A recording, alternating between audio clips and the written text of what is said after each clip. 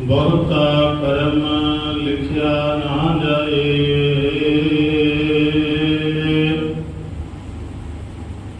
ਵੱਡਾ ਤਾਤਾ ਤਿਲ ਨਾ ਤਮਾਏ। ਬਹੁਤਾ ਕਰਮ ਲਿਖਿਆ ਨਾ ਜਾਏ। ਵੱਡਾ ਦਾਤਾ ਤਿਲ ਨਾ ਤਮਾਏ।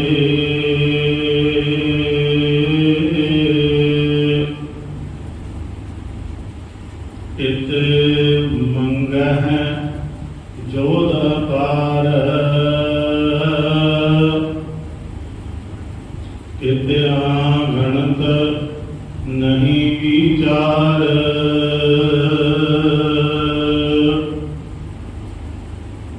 ਇਤ ਖਪ ਤੁਤਹਿ ਵੇਕਾਰ।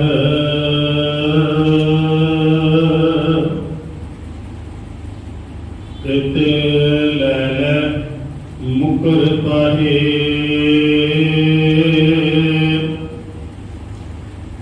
ਕਿਤੇ ਮੂਰਖ ਖਾਈ ਖਾਏ।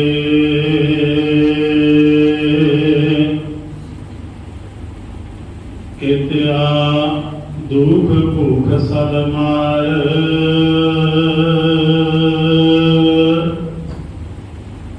ਤੇਰੇ ਦਾਤ ਤੇਰੀ ਦਾਤਾਰ। ਬੰਦ ਖਲਾਸੀ ਭਾਣ ਹੋਏ। ਹੋਰ ਆਖ ਨਾ ਸਕੈ ਕੋਈ।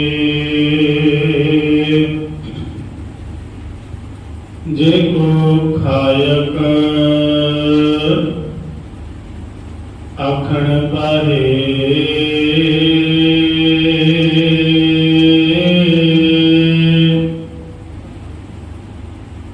ਉਹ ਜਾਣੈ ਜੇਤੀਆ ਮੋਹ ਖਾਏ।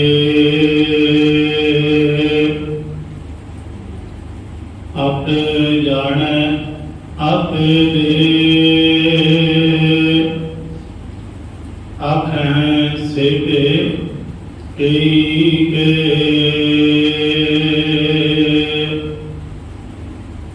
ਜਿਸਨੂੰ ਬਖਸ਼ੇ ਸਿਫਤ ਸਲਾਹ। ਨਾਨਕ ਪਾਤਸ਼ਾਹੀ ਪਾਤਸ਼ਾਹ।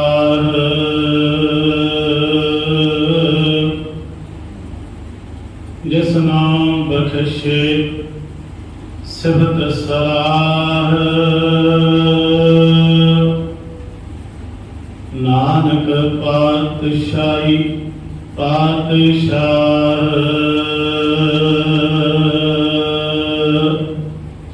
ਵਾਹਿਗੁਰੂ ਜੀ ਕਾ ਖਾਲਸਾ ਵਾਹਿਗੁਰੂ ਜੀ ਕੀ ਫਤਿਹ।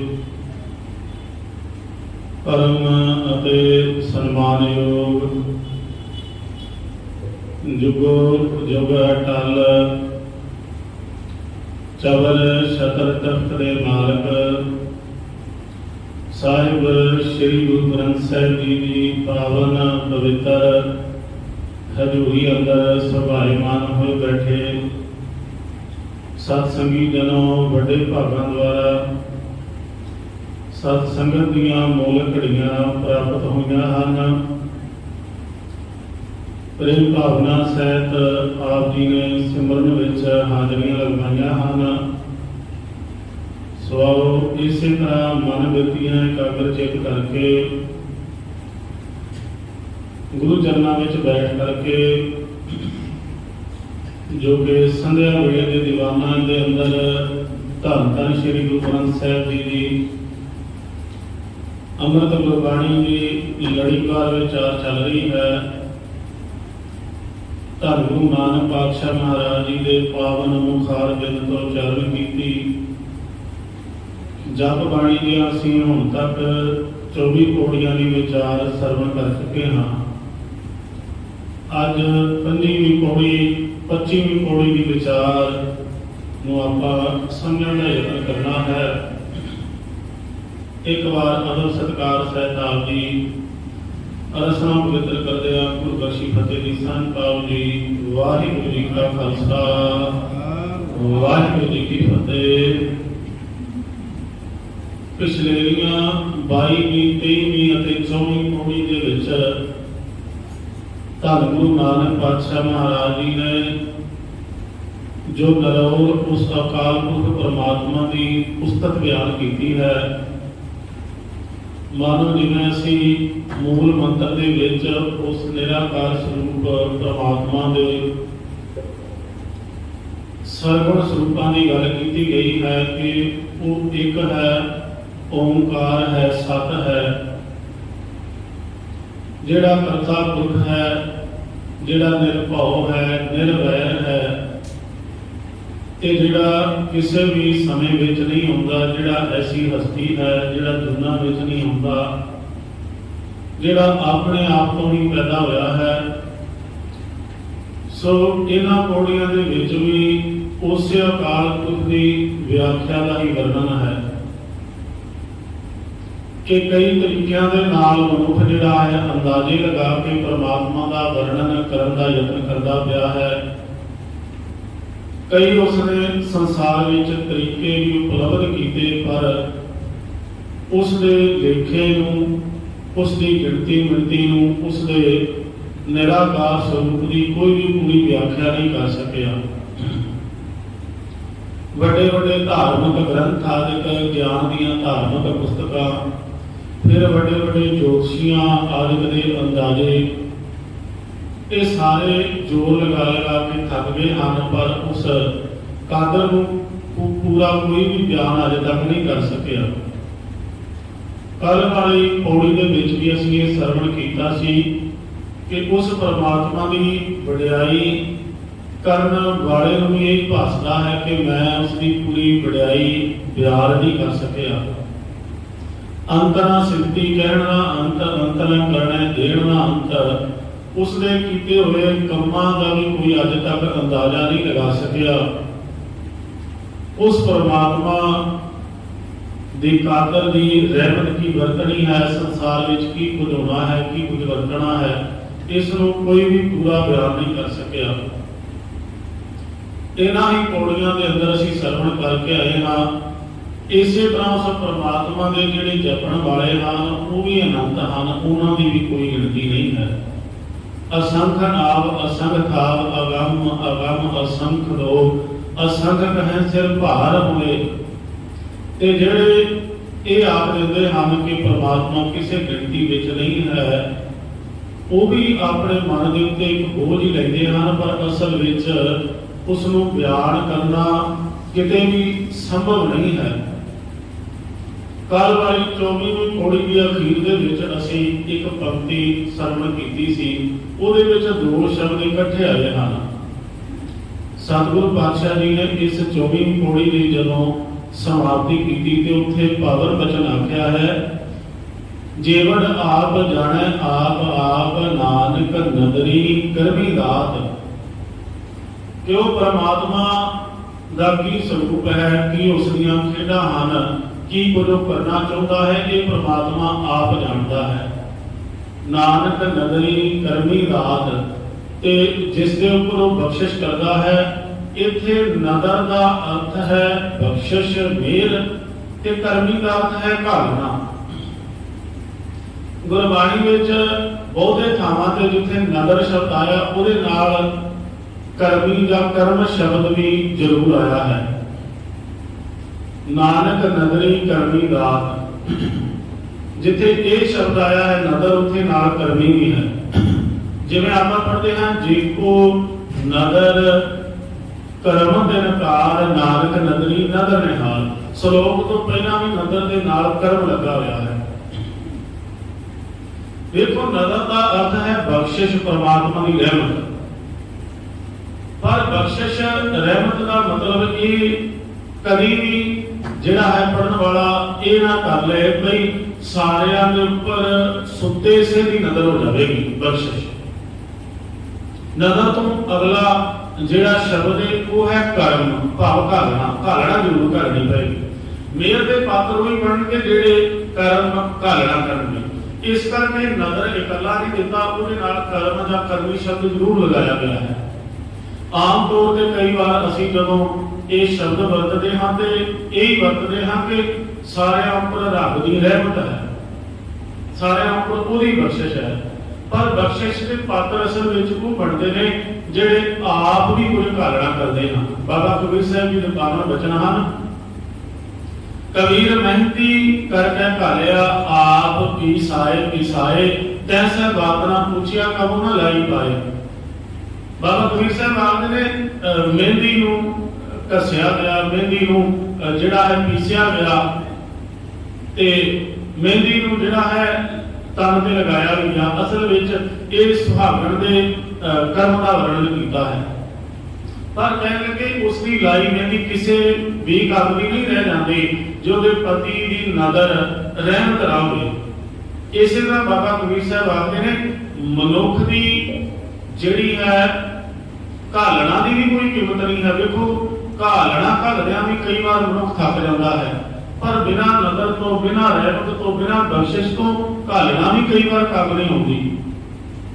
ਇਸ ਕਰਕੇ ਨਦਰ ਦੇ ਨਾਲ ਕਰਮ ਸ਼ਬਦ ਵਰਤਿਆ ਹੈ। ਨਾਨਕ ਨਦਰੀ ਕਰਮੀ ਰਾਤ, ਰੱਬ ਦੀ ਰਹਿਮਤ ਉਹਨਾਂ ਤੇ ਵਰਸਦੀ ਹੈ ਜਿਹੜੇ ਆਪ ਵੀ ਘਾਲਣਾ ਘਾਲਦੇ ਹਨ। ਇੱਕ ਜਾ ਬੰਦੇ ਨਾਲ ਹਨ, ਇੱਕ ਨਾ ਸੁੱਤਿਆਂ ਦੇ ਠਾਲ। ਕਈ ਵਾਰ ਜਿਹੜੇ ਹਨ ਜਾਗਦੇ ਵੀ ਉਹਦੀ ਬਖਸ਼ਿਸ਼ ਤੋਂ ਵਾਂਝੇ ਰਹਿ ਸਕਦੇ ਹਨ ਤੇ ਕਈਆਂ ਨੂੰ ਸੁੱਤਿਆਂ ਵੀ ਉਠਾਲ ਕੇ ਰੱਬ ਜਿਹੜਾ ਨਿਆਮਤਾਂ ਬਣ ਜਾਂਦਾ ਹੈ। ਨਾਨਕ ਨਦਰੀ ਕਰਮੀ ਰਾਤ। ਹੁਣ ਇਸੇ ਹੀ ਨਦਰੀ ਕਰਮੀ ਦਾ ਵਰਣਨ ਜਿਹੜਾ ਹੈ 25ਵੀਂ ਪੌੜੀ ਦੇ ਆਰੰਭ ਵਿੱਚ ਕੀਤਾ ਗਿਆ ਹੈ। ਜੇਕਰ ਉਸ ਦੀ ਘਾਲਣਾ, ਕਰਮ ਦਾ ਇਹ ਅਰਥ ਹੈ ਕਿ ਘਾਲਣਾ, ਬਖਸ਼ਿਸ਼। ਜੇਕਰ ਉਸ ਦੀ ਆਪਾਂ ਬਖਸ਼ਿਸ਼ ਦਾ ਵਰਣਨ ਕਰਨਾ ਚਾਹੀਏ ਤਾਂ ਸਤਿਗੁਰੂ ਪਾਤਸ਼ਾਹ ਆਖਦੇ ਹਨ ਉਹਦੀ ਬਖਸ਼ਿਸ਼, ਨਦਰ, ਰਹਿਮਤ ਨੂੰ ਵੀ ਅਸੀਂ ਬਿਆਨ ਨਹੀਂ ਕਰ ਸਕਦੇ। ਬਹੁਤਾ ਕਰਮ ਲਿਖਿਆ ਨਾ ਜਾਏ। ਉਸ ਪਰਮਾਤਮਾ ਦਾ ਜਿਹੜਾ ਕਰਮ ਹੈ, ਉਸ ਦੀ ਘਾਲਣਾ ਘਾਲਣੀ ਹੈ, ਬਖਸ਼ਿਸ਼ ਹੋਣੀ ਹੈ, ਉਸ ਦਾ ਵੀ ਪੂਰਾ ਕੋਈ ਵਰਣਨ ਨਹੀਂ ਕਰ ਸਕਦਾ। ਬਹੁਤਾ ਕਰਮ ਲਿਖਿਆ ਨਾ ਜਾਏ, ਵੱਡਾ ਦਾਤਾ ਤਿਲ ਨਾ ਕਮਾਏ।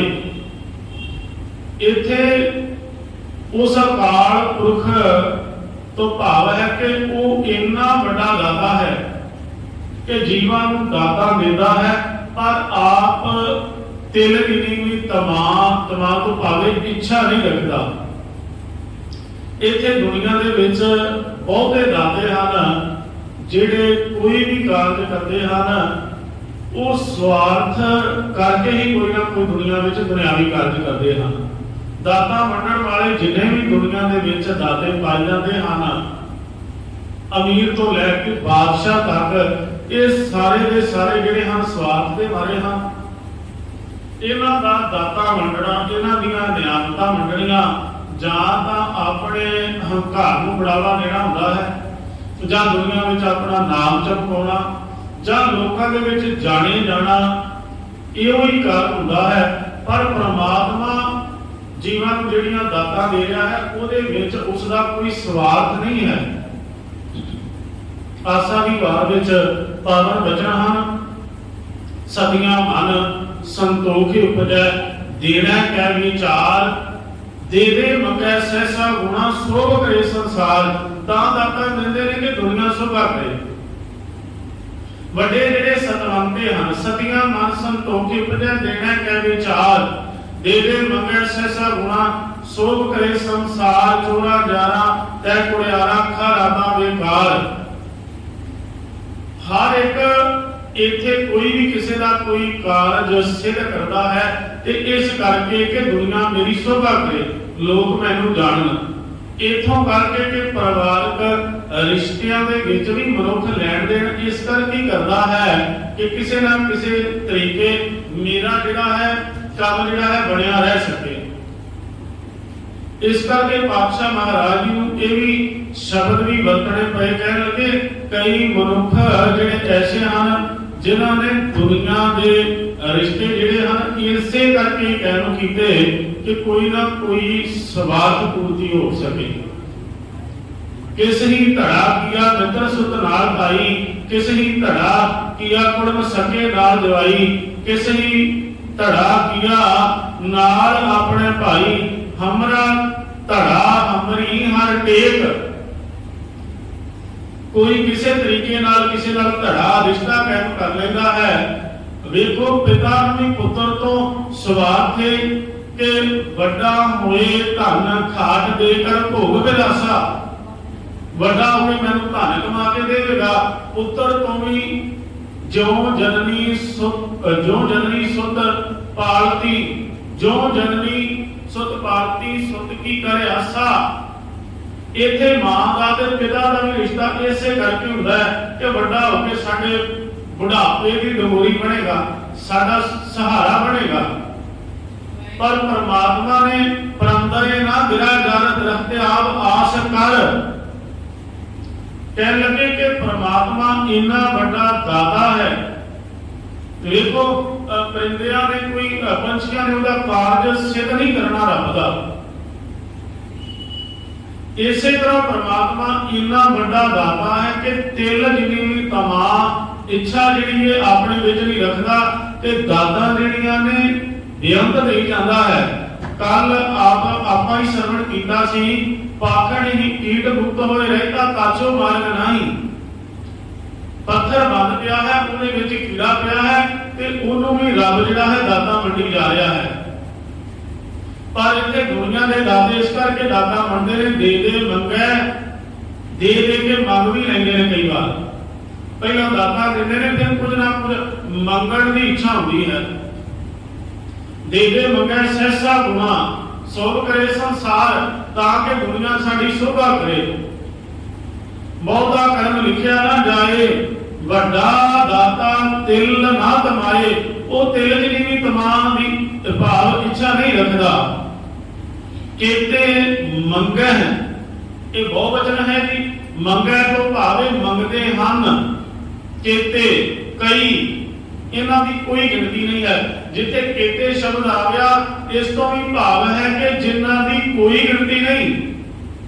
केते मंगे है जोध अपार, जोध तो भाव है सूर में, अपार पारावार तो है। कई जिहड़े हन परमात्मा तो दाता मंगते हैं, बल मंगते हैं, शक्ति मंगते हैं, जिन्हां दी कोई गिनती नहीं है, वो भी रब तो दाता मंग रहे हैं। सतगुरु कलगीधर पिता महाराज जी दे वचन नाल लै लईए, वीर अपार बड़े बरआर, अब चारे सार की धार पछैया, तोरत देश मिलेंद्र मवासन माते गजान के मान मलैया। गाड़े गणान को तोड़ना हासो बातन, की चक चार लवैया, साहिब श्री सब को सिर नायक जाचक, अनेक सौ एक लवैया। जाचक तो भावे मंगना, वो भी जिहड़े हन दाता मंगदे हन। जिहड़े बड़े बड़े दलां नूं तोड़न वाले हन, तैथों ही ले दान लै, कह लगे तेरे को दान लैके बड़े बड़े सूरमियां ने बड़े बड़े दल जित लए हन। गाड़े गड़ान को तोड़न हार बादन ही चक चाल होया, साहिब श्री सब को सिर नायक जाचक अनेक। अनेक ने जेड़े याचना मंगदे ने, जाचक अनेक सो एक रवैया देण वाला एके ते याचना करने वाले सूर ने अनेका ही ने। वो बल मंगदे ने, वो शक्तियां मंगदे ने, वो ताकतां मंगदे ने। केते मंगे हैं जोध अपार, केते गणत नहीं विचार। इथे उन्हां दी भी कोई गिनती नहीं है। जेड़े विचार करते हैं, विचार तो भाव इथे है अंदाजा लगाने वाले, विचार करके रब का अंदाजा लगाने वाले किन्ने को हैं, इन्हां दी भी कोई गिनती नहीं है। केतिया गणत नहीं विचार, केते खब टुटे बेकार। बेकार शब्द तो पा है व्यापारी आदमी, जेड़ा विषय व्यापार भोगण वाला है। केते खब टुटे बेकार, इथे वो भी हैं ਜਿਹੜੇ ਖੱਪ ਗਏ ਹਨ, ਥੱਕ ਗਏ ਹਨ ਵਿਸ਼ੇ ਵਕਾਰ ਭੋਗ ਕੇ। ਬੰਦਾ ਵਿਸ਼ੇ ਵਕਾਰ ਭੋਗ ਕੇ ਵੀ ਥੱਕ ਜਾਂਦਾ ਹੈ। ਵੇਖੋ ਸਤਿਗੁਰੂ ਧੰਨ ਗੁਰੂ ਗ੍ਰੰਥ ਸਾਹਿਬ ਜੀ ਦੀ ਪਾਵਨ ਬਾਣੀ ਦੇ ਵਿੱਚ ਗਣਕਾ ਦਾ ਵੀ ਜ਼ਿਕਰ ਆਉਂਦਾ ਹੈ। ਵਿਸ਼ੇ ਵਕਾਰ ਭੋਗ ਕੇ ਵੀ ਬੰਦਾ ਕਈ ਵਾਰ ਥੱਕ ਜਾਂਦਾ ਹੈ।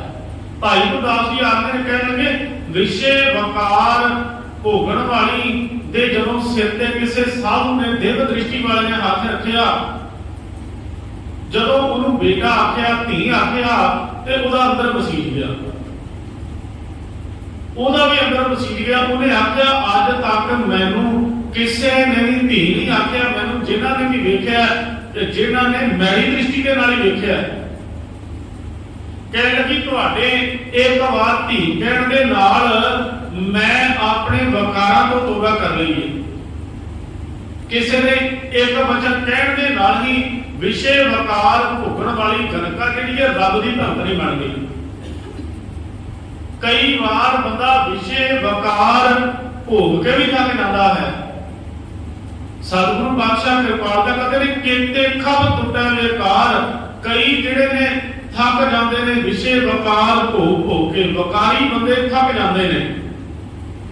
ਕਿਤੇ ਲੈ ਲੈ ਮੁਕਰ ਪਾਏ, ਇੱਥੇ ਉਹ ਵੀ ਹਨ ਕਈ ਤਰੀਕਿਆਂ ਦੇ ਜਿਹੜੇ ਦਾਤਾਂ ਲੈ ਕੇ ਮੁਕਰ ਵੀ ਜਾਂਦੇ ਨੇ।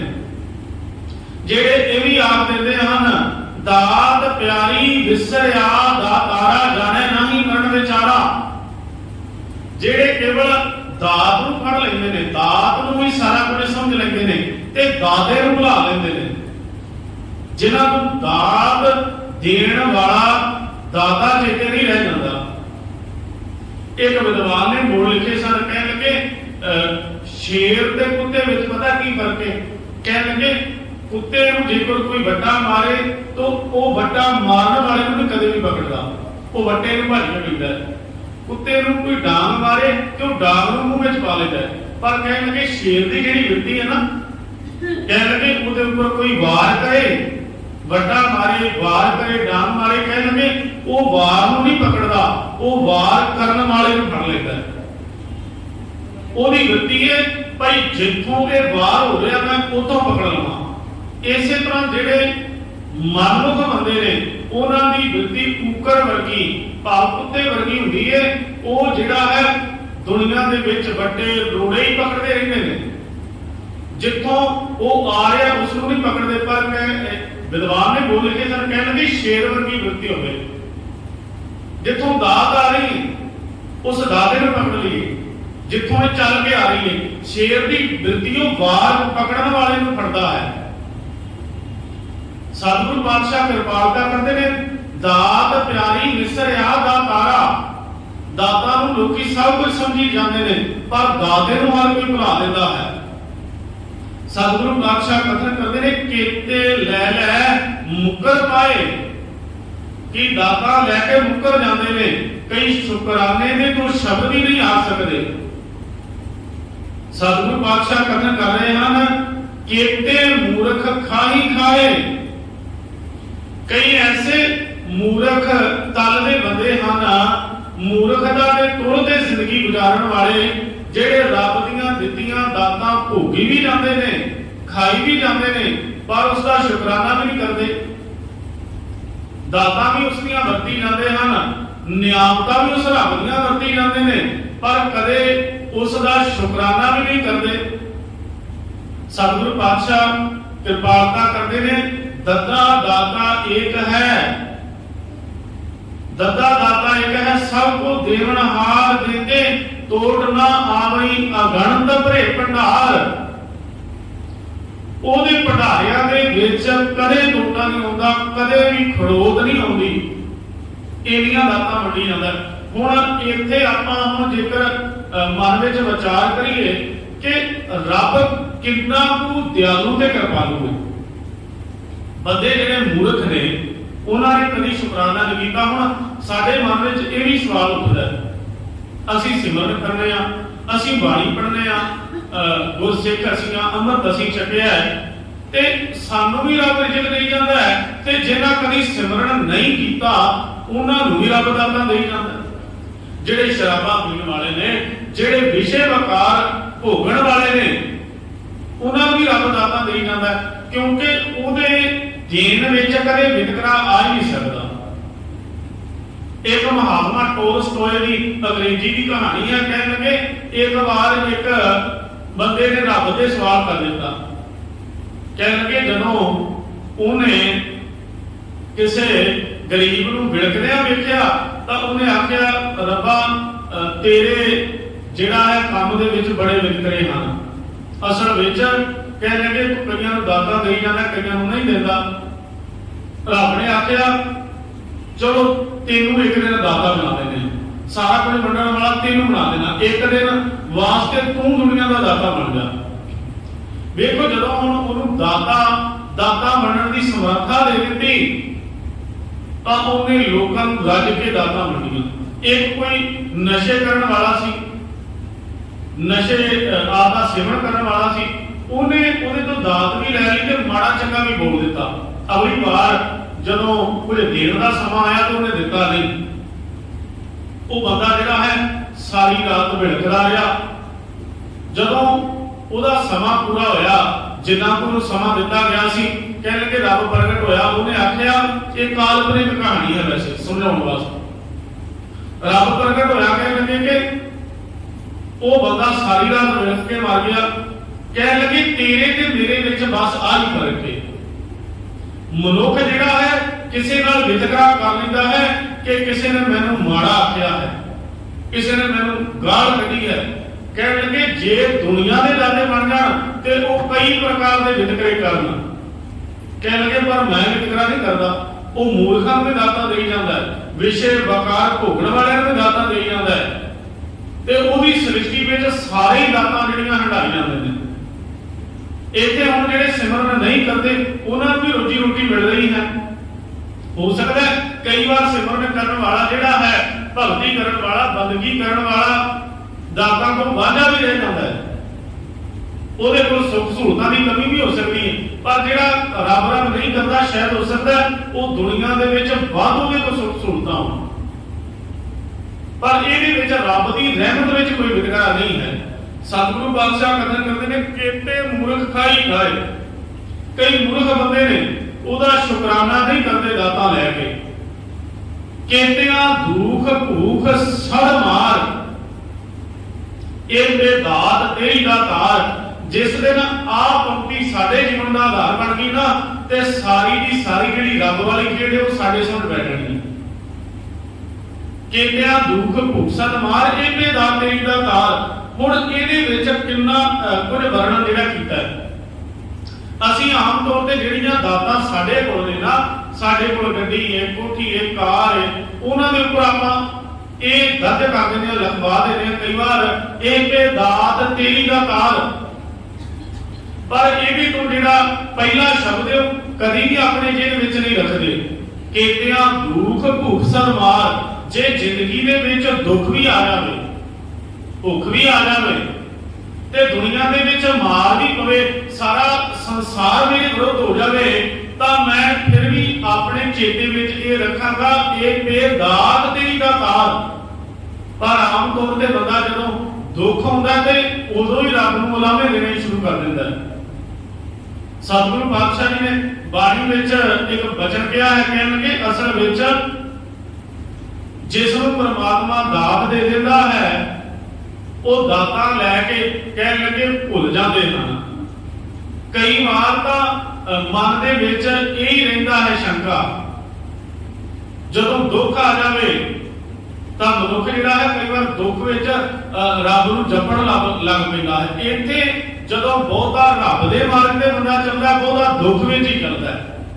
ਕੋਈ ਵਿਰਲਾ ਇਹ ਜਿਹੜਾ ਰਾਜੇ ਜਨਕ ਵਰਗਾ ਜਿਹੜਾ ਸੁੱਖ ਵਿੱਚ ਵੀ ਚੱਲਦਾ ਹੋਵੇ। ਦੇਖੋ ਰਾਜੇ ਜਨਕ ਦਾ ਗੁਰਬਾਣੀ ਦੇ ਉਦਾਹਰਨ ਆਈ ਹੈ ਨਾ, ਜਨਕ ਰਾਜ ਬਤਾਇਆ ਸਤਜੁਗ ਆਲੀਨਾ ਗੁਰ ਸ਼ਬਦੇ ਮਨ ਮਾਨਿਆ ਅਬ ਤੀਜ ਪਤੀਨਾ। ਵੇਖੋ ਕੋਈ ਵਿਰਲਾ ਜਿਹੜਾ ਰਾਜੇ ਜਨਕ ਵਰਗਾ ਰਾਜ ਸਿੰਘਾਸਣ ਤੇ ਹੋਵੇ ਤੇ ਰੱਬ ਦੇ ਮਾਰਗ ਤੇ ਵੀ ਤੁਰਿਆ ਹੋਵੇ, ਨਹੀਂ ਤਾਂ ਦੁਨੀਆ ਜਿਹੜੀ ਹੈ ਜਦੋਂ ਮਾਰ ਪੈਂਦੀ ਹੈ, ਦੁੱਖ ਹੁੰਦਾ ਹੈ, ਚੜ੍ਹਾਈ ਕਰ ਜਾਂਦਾ ਹੈ, ਘਰ ਵਿੱਚ ਵਿਗੜ ਪੈ ਜਾਂਦਾ, ਉਦੋਂ ਹੀ ਰੱਬ ਨੂੰ ਚੇਤੇ ਕਰਦੇ ਨੇ। ਸੁੱਖਾਂ ਦੇ ਵਿੱਚ ਬਹੁਤ ਘੱਟ ਰਾਤ ਨੂੰ ਯਾਦ ਕੀਤਾ ਜਾਂਦਾ ਹੈ। ਪਰ ਇੱਥੇ ਸਤਿਗੁਰੂ ਪਾਤਸ਼ਾਹ ਕਿਰਪਾਲਤਾ ਕਰਦੇ ਨੇ ਕਿ ਅਸਲ ਵਿੱਚ ਦੁੱਖ ਮਾੜਾ ਨਹੀਂ, ਜੇ ਅਸੀਂ ਆਖੀਏ ਦੁੱਖ ਮਾੜਾ ਹੈ। ਉਹ ਰੋਜ਼ ਅਸੀਂ ਸ਼ਬਦ ਪੜ੍ਹਦੇ ਹਾਂ ਤੇ ਅਸੀਂ ਫਿਰ ਭੁੱਲ ਜਾਂਦੇ ਹਾਂ। ਦੁੱਖ ਦਾਰੂ ਸੁੱਖ ਰੋਗ ਭਇਆ, ਜੇ ਦੁੱਖ ਵਿੱਚ ਰੱਬ ਚੇਤੇ ਆ ਜਾਵੇ ਤਾਂ ਫਿਰ ਦੁੱਖ ਜਿਹੜਾ ਦਾਰੂ ਬਣ ਸਕਦਾ ਜ਼ਿੰਦਗੀ ਦਾ। ਦੁੱਖ ਦਾਰੂ ਸੁੱਖ ਰੋਗ ਭਇਆ, ਹੋ ਸਕਦਾ ਕਿਸੇ ਵਾਸਤੇ ਸੁੱਖ ਰੋਗ ਬਣ ਜਾਵੇ। ਸੁੱਖ ਵਿੱਚ ਰੱਬ ਹੀ ਚੇਤੇ ਨਾ ਰਵੇ। ਕਹਿੰਦਿਆਂ ਦੁੱਖ ਭੂਖ ਸਭ ਮਾਰ, ਜੇਕਰ ਦੁਨੀਆ ਵਿੱਚ ਦੁੱਖ ਆ ਜਾਵੇ, ਘਰ ਵਿੱਚ ਦੁੱਖ ਆ ਜਾਵੇ, ਦੁੱਖ ਮਿਲੇ ਤੇ ਫਿਰ ਵੀ ਉਸ ਕਰਤੇ ਨੂੰ ਚੇਤੇ ਕਰਨਾ। ਕਹਿੰਦਿਆਂ ਦੁੱਖ ਭੂਖ ਸਭ ਮਾਰ, ਕਹਿੰਦੇ ਦਾਤ ਤੇਰੀ ਦਾ ਤਾਰ। ਵੇਖੋ ਅਸੀਂ ਆਮ ਤੌਰ ਤੇ ਜਦੋਂ ਦੁੱਖ ਹੁੰਦਾ ਹੈ ਤੇ ਕਈਆਂ ਨੂੰ ਚੇਤੇ ਕਰਦੇ ਆ। ਦੁੱਖ ਦੇ ਵਿੱਚ ਇਕੱਲਾ ਰੱਬ ਨੂੰ ਚੇਤੇ ਨਹੀਂ ਕੀਤਾ ਜਾਂਦਾ। ਅਸੀਂ ਇਹ ਸਮਝਦੇ ਹਾਂ ਕਿ ਦੁੱਖ ਸਾਡਾ ਕਿਤੋਂ ਵੀ ਨਿਵਰਤ ਹੋ ਜਾਵੇ। ਇੱਕ ਗੁਰਬਾਣੀ ਦੇ ਵਿੱਚ ਜ਼ਿਕਰ ਹੈ, ਭਾਈ ਗੁਰਦਾਸ ਜੀ ਨੇ ਵੀ ਉਸ ਦਾ ਜ਼ਿਕਰ ਕੀਤਾ। ਕਹਿੰਦੇ ਜਿਸ ਦਿਨ ਦ੍ਰੋਪਦੀ ਨੂੰ ਸਭਾ ਦੇ ਵਿੱਚ ਉਹਨਾਂ ਨਗਨ ਕਰਨ ਦੀ ਕੋਸ਼ਿਸ਼ ਕੀਤੀ, ਕਹਿ ਲਗੇ ਉੱਥੇ ਭਾਈ ਗੁਰਦਾਸ ਜੀ ਆਖਦੇ ਨੇ ਕੱਪੜ ਕੋਟੇ ਉਸਾਰੇ ਨਾ ਥੱਕੇ ਰੁੱਤ ਨਾ ਹਾਰੇ ਨਾ। ਕਹਿ ਲਗੇ ਉਸ ਵਕਤ ਜਦੋਂ ਕ੍ਰਿਸ਼ਨ ਅਵਤਾਰ ਦੀ ਪ੍ਰਗਟ ਹੋਏ, ਦ੍ਰੋਪਦੀ ਦੀ ਉਹਨਾਂ ਨੇ ਪੱਤ ਬਚਾਈ, ਤਾਂ ਜਿੱਥੇ ਦ੍ਰੋਪਦੀ ਨੇ ਸ਼ੁਕਰਾਨਾ ਕੀਤਾ, ਉਹਨੇ ਆਖਿਆ ਕਿ ਕ੍ਰਿਸ਼ਨ ਜੀ ਤੁਸੀਂ ਪਹਿਲਾਂ ਪ੍ਰਗਟ ਕਿਉਂ ਨਹੀਂ ਹੋਏ? ਜਦੋਂ ਮੈਨੂੰ ਵਾਲਾਂ ਤੋਂ ਧੂ ਕੇ ਦੁਸ਼ਾਸਨ ਜਿਹੜਾ ਹੈ ਦੁਰਯੋਧਨ ਦੇ ਕੋਲ ਲੈ ਕੇ ਆਇਆ, ਉਦੋਂ ਹੀ ਤੁਹਾਨੂੰ ਪ੍ਰਗਟ ਹੋ ਜਾਣਾ ਚਾਹੀਦਾ ਸੀ। ਕਹਿੰਦੇ ਕਿ ਇਹਦਾ ਕਾਰਨ ਵੀ ਦ੍ਰੋਪਦੀ ਤੂੰ ਹੀ ਹੈ। ਤੂੰ ਆਪਣੇ ਮਨ ਵਿੱਚ ਚੇਤੇ ਕਰ, ਤੂੰ ਪਹਿਲਾਂ ਕਿਹਨਾਂ ਨੂੰ ਚੇਤੇ ਕੀਤਾ? ਉਸ ਸੱਚ ਆਖਿਆ।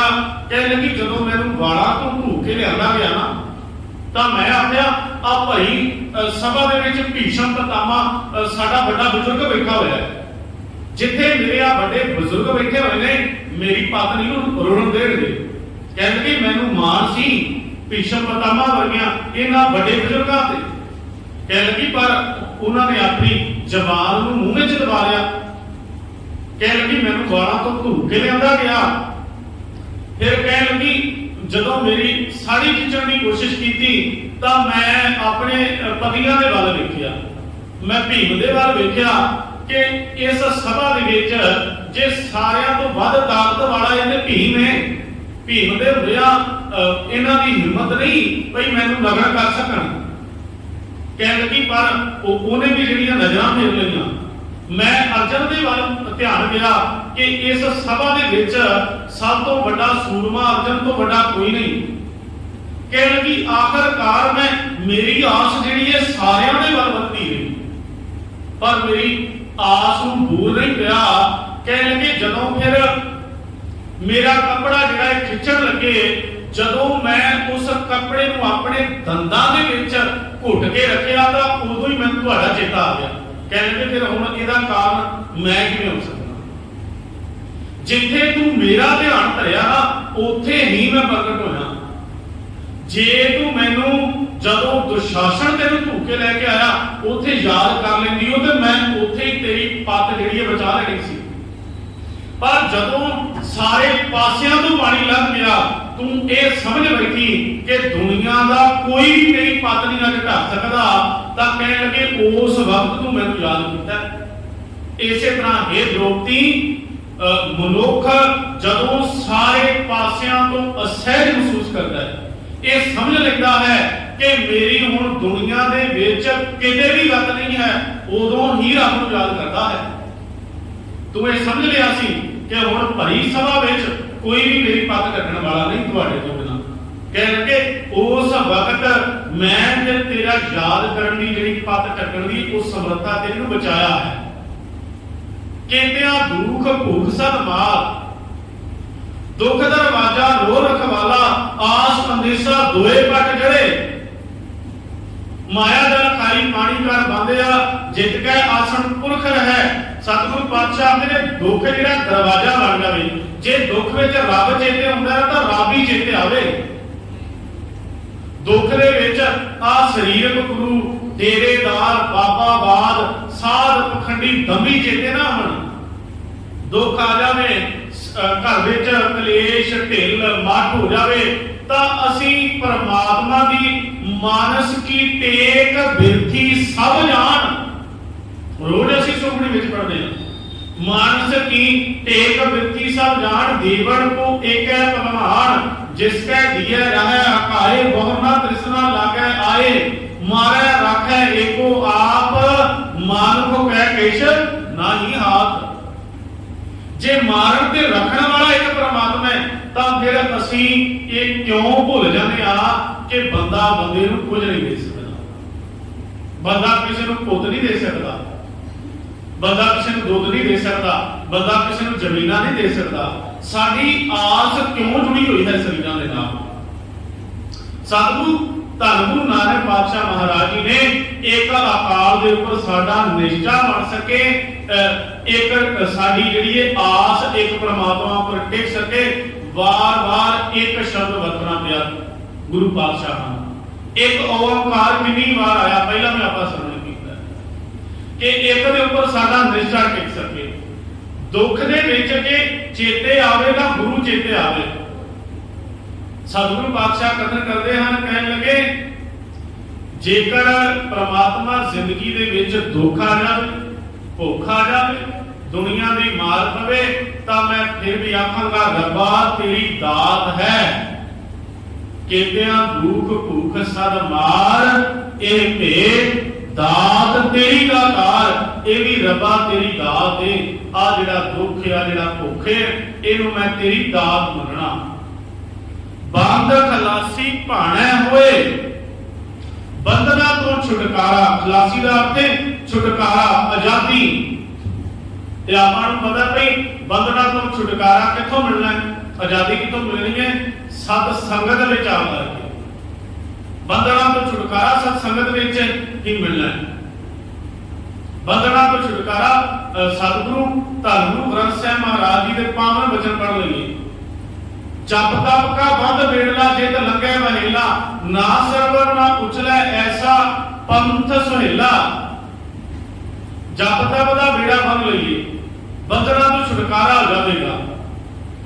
सतगुरु धन गुरु नानक पातशाह कथन करते हैं, बंध खलासी भाणे होए, तेरे भाणे विच तेरी रजा दे विच परमात्मा जेकर चल पए तां इन्हां बंधनां तो साडा छुटकारा हो जाएगा।